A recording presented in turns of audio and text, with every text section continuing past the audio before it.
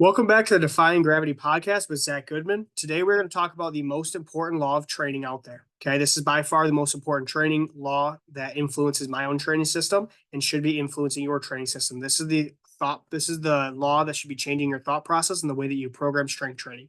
Okay, and this law is the law of accommodation. Okay, this is a biological law that is impacting us not just in the weight room but in everyday life. Okay, so what is this law? Right? Okay. Found an excerpt from Science Practice Strength Training by Zatsiorsky, and I wanted to share this with you. Okay.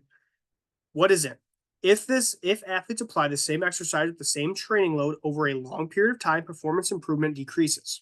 Okay. So simply if an athlete's using the same exercise with the same speed, same load, okay, performance improvement is going to decrease. Okay. In training, the stimulus is a physical exercise and the response is performance improvement as a result of an adaptation. Okay. So simply, if an athlete is not doing these two changes that we're going to talk about, they will see a decrease in performance. Okay. And so what does this mean for training? Okay. It is the most important consideration when you write a strength training program or any sort of training program. Okay. So the question you have to ask yourself is this: are we providing a more potent stimulus than last time? Let me repeat this. Are we providing a more potent stimulus than last time? Okay. Think about progressive overload type systems. Okay. They aim to beat accommodation through this progression of training and progression of load. Okay. So this is kind of, again, the one way that you could overcome accommodation. Okay. There's actually two ways that we're going to talk about. The first one is quantitative change, which is the one most of us are familiar with. The second one is qualitative change. Okay. Which is one that's a little bit less traditional. Okay. First one is quantitative change. Okay. We're talking about speed, load, tension type. So a quantitative change, a change to overcome accommodation, right? In order to overcome accommodation, we have to have at least one change happening. We have to provide a more potent stimulus than last time. A way you can do that is you have a progression in speed, right? Some sort of change in speed. And again, you can change that speed via load. Okay, that's going to be my preferred way to do it, or tension type. Okay, so quantitative change is a change in speed. Okay, qualitative change is a change in exercise or environment. Okay, so these two changes, we can either provide a more potent stimulus via a quantitative change, which is speed, okay, which things like load and tension type are going to come to mind. Okay, or we can provide a more potent stimulus through a change of environment, okay, specifically in exercise. Okay, so these are the two things that you can do to overcome the law of accommodation in training. These are two things your athletes should be doing. Okay, so how does this fit into a training program? How does this fit into the framework of a brief maximal tension system? Okay, again, a brief maximal tension system is the system that I use. Okay, so my reference point is going to be that because it's the system that I use. So I want to explain it in my own terms to you, so you may have a better understanding. Again, I'm going to explain it the way that I do it, so that hopefully you guys are able to understand it a bit too. Okay, so the first thing that you should do, a first training consideration, if you're trying to be mindful of this law of accommodation, is to have 3-week waves. Okay, 3-week waves is a strategy put in place to where you're essentially waving the same exercises or similar exercises over the course of 3 weeks. Okay, this is a quantitative change, right? We are keeping exercises the same, but we are waving speeds. We are changing a speed, right? This generally will look something like load change. So think about really a common quantitative change-based program is all linear periodization schemes, right? Any sort of scheme where you are going from, a certain amount of reps to a, high amount of reps to a low amount of reps, or vice versa, however you want to do that. But generally, traditional linear periodization is from high to low because you're seeing an increase in intensity. What does an increase in intensity or load mean? That means a decrease in speed, right? Because when we put more weight on the bar, say we go from 70% to 90%, that is a decrease in speed. Intensity rises, but velocity is going to fall. Okay. Whereas if we see it in conversely, okay, on the opposite end, and decrease in load is going to lead to an increase in velocity. Okay. So a quantitative change, running something like a 3-week wave or some sort of periodization scheme where you're keeping exercise the same for periods of time, that's going to cause a quantitative change. Okay. Whereas something where you sequence and rotate exercises is going to be a qualitative change, right? So if I am sequencing or rotating exercises, I'm going to be creating a qualitative change. Okay. The sequence and rotation is going to be seen in programs like Westside Barbell, their Westside Conjugate system. Okay. they're most known for their change in exercise, right? This change in rotation of exercise using things like bands, chains, specialty bars, okay, specialty machines, okay. This is going to be qualitative change. So you can overcome accommodation in two ways. Remember, quantitative and qualitative. We can overcome it through speed or we can overcome it through environment, okay. So what's the training considerations here if you are trying to build an elite strength program? Okay. Main thing is this: if you want an elite strength system that is predictable in results, you have to have both quantitative and qualitative change. You cannot have one or the other. You have to have both. Okay. So, firstly, let's start with quantitative change. Okay. If I only use quantitative change, where are my pitfalls? Okay. We know that we're going to get really strong really fast. If we never change exercise and we only run it over and over and over and progress it via loaders, basically in speeds. Okay. We know that we're going to get a lot stronger, a lot faster, right? We're very strong, very fast. Okay. Where's the pitfalls in that, right? Say I want a barbell back squat for 12 straight weeks. So I want to get really good at barbell back squats. Okay. Do that for 12 straight weeks. Okay. I don't change exercise. I just change loads. I just wave speeds. I'm going to get really, really strong and great at that exercise, right? But you're going to run into this roadblock called mileage. Okay. The body is going to undergo mileage, okay, because of pressure gradients. The way that the pressure of the forces attack your tissues, the way that you overcome that load through the resistance of gravity, okay, you're going to incur mileage, okay, no matter what. Your body is going to incur mileage, okay? Your body is incurring mileage as we speak. Think about when you get older, okay? As you age, what is a constant resistance that is always on you? It's gravity, right? Why does weightlifting, why does external load adding to your body, why does that enhance aging? Why does that make you age better? Because you're overcoming the law of accommodation. Think about it, right? We have this accommodation of gravity, okay? Have this accommodation from gravity. We get bigger and stronger from growing when we're younger, when we're very, very, very small children. Over time, we begin to age, right? That accommodation of gravity breaks us down. It actually breaks us down, okay? Because we're not accommodating to it. But if we add weightlifting to our life, we extend our life, right? Because we are overcoming that accommodation of gravity. We are becoming stronger, more capable individuals to tolerate the consistent force that is breaking our bodies down as we speak. So right now, as I sit here and talk, gravity is breaking me down. The only fight I have against gravity is to become stronger via external load against gravity. Okay. So lifting weights, you're going to lift those external loads against gravity. It's going to build a stronger human so that I can withstand the consistent resistance of gravity as we speak right now. Okay. So I got off on a bit of a tangent there. Okay. But we know that quantitative change leads to the fastest gains.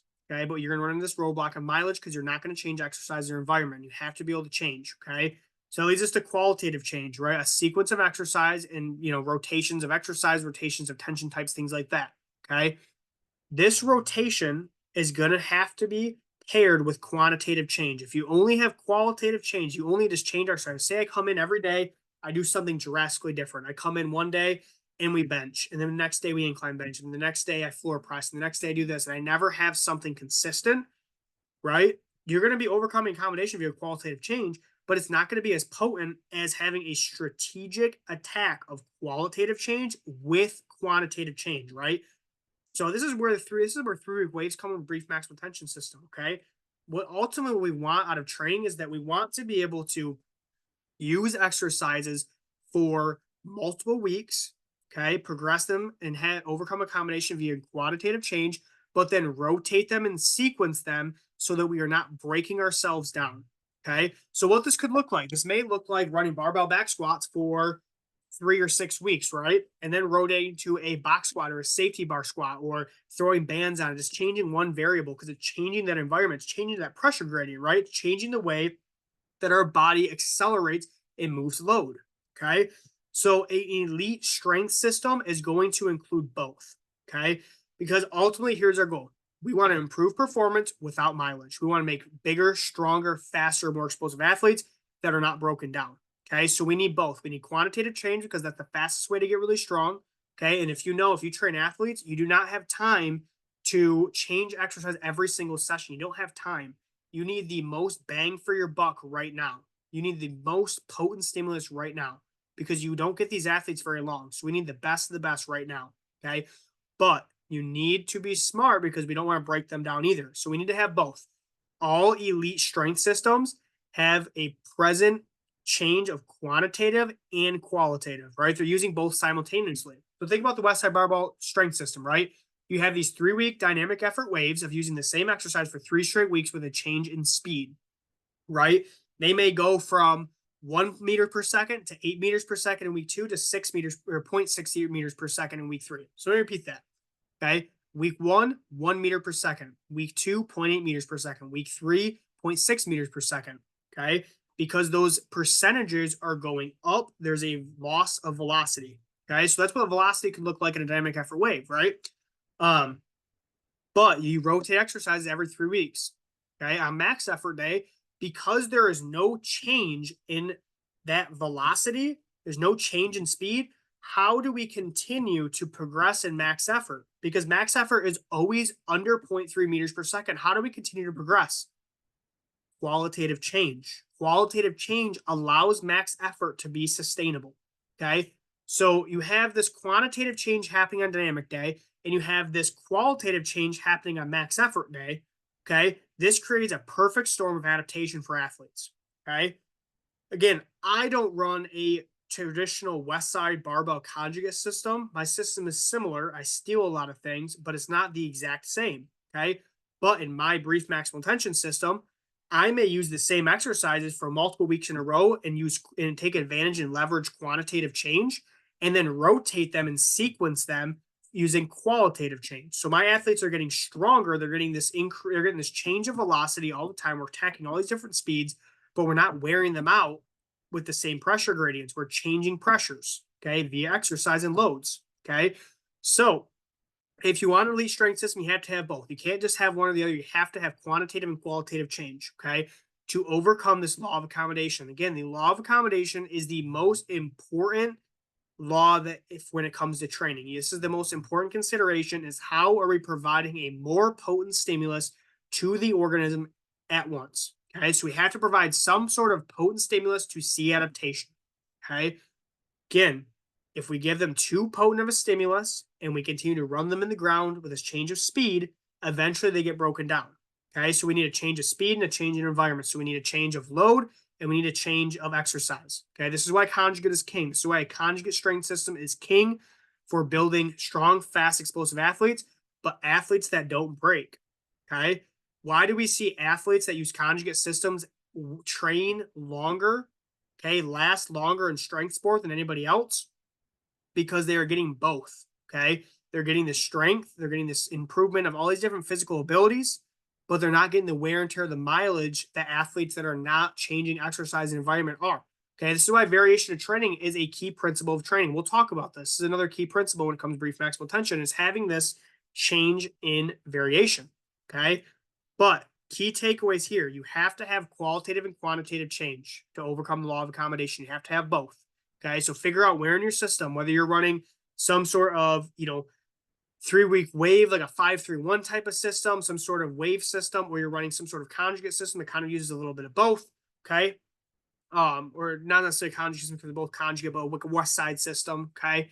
But you have to figure out where can you make quantitative change and where can you make qualitative change to enhance your athlete's performance. Okay. I hope this was easy enough to understand. Again, if you have questions, you can reach out to me on Twitter or Instagram. I'm usually pretty active on there. Okay. But again, please be sure, do not just chase the quantitative change because it's quick. Okay. Again, do not just chase the quick result. You have to be smart long term so all the results become quick. Okay. We have to be smart in our approach so we do not break down athletes. Okay. But this has been my next episode. Again, if there's any questions, reach out to me, let me know. Okay. If not, thank you for listening. I appreciate your guys' support. I have a lot more coming your way. I'm just trying to, again, get some things in order as far as like guests go and things like that. Okay. We do have some really big things coming up, especially in the next few months. Okay. So stay tuned on that. And again, we'll continue to talk about the brief maximal tension system. I know that people want to hear about that. I'm trying to basically help this thing come full circle. Okay. I can't talk about certain things right now because it wouldn't make sense without context. So I'm trying to give all the context as we continue to talk about this system of strength training. Okay. But thank you so much for listening. I will see you guys.